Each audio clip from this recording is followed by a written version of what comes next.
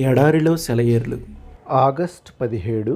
నాతో దూత చెప్పిన ప్రకారము జరుగునని నేను దేవుని నమ్ముచున్నాను.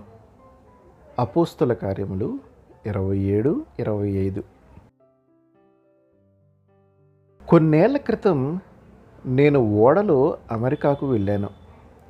ఆ ఓడ కెప్టెన్ చాలా నిష్టగల క్రైస్తవుడు.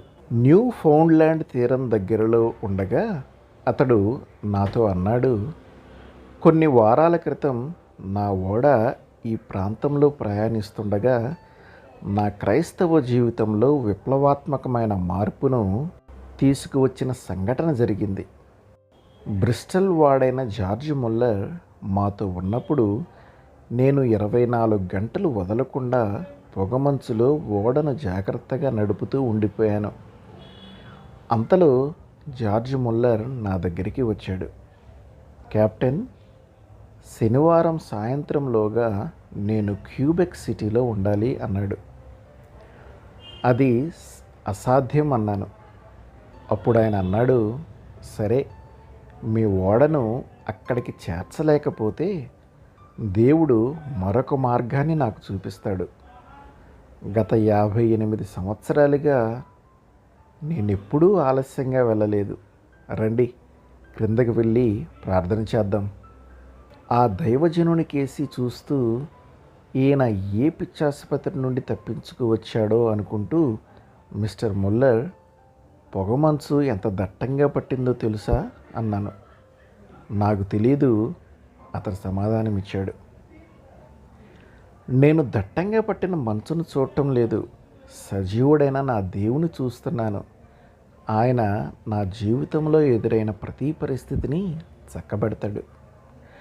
అతడు మోకరించి చాలా సాధారణమైన చిన్న ప్రార్థన చేశాడు. అతడు ప్రార్థించడం ముగించిన తర్వాత నేను ప్రార్థన చేయబోయాను. కానీ అతడు తన చేతిని నా భుజం మీద వేసి ప్రార్థన చేయవద్దన్నాడు. ముందు ఆయన జవాబిస్తాడని నమ్ముతున్నావా? నాకైతే జవాబిచ్చేశాడని నమ్మకం ఉంది. ఇక నువ్వు ప్రార్థించాల్సిన అవసరం లేదు అన్నాడు. ఆశ్చర్యంగా అతని వంక చూశాను. అతడు అన్నాడు, కెప్టెన్, 57 సంవత్సరాల నుండి దేవుడు నాకు తెలుసు. ఆయన నుండి నడిపింపు పొందని రోజు ఈ సంవత్సరాలన్నిటిలో ఒక్కటి కూడా లేదు. లేచి తలుపు తెరిచి చూడు, పొగమంచుపోయి ఉంటుంది. లేచి చూశాను, నిజమే, అంతా నిర్మలంగా ఉంది. శనివారం నాడు జార్జ్ ముల్లర్ క్యూబెక్ సిటీలో ఉన్నాడు. ఆయనపై ప్రేమ ఉంటే ఆయన వాగ్దానాన్ని నమ్ముదాము. ప్రభువు మదిరిమలో బ్రతికంతా కాంతిమయమే. ఆమెన్.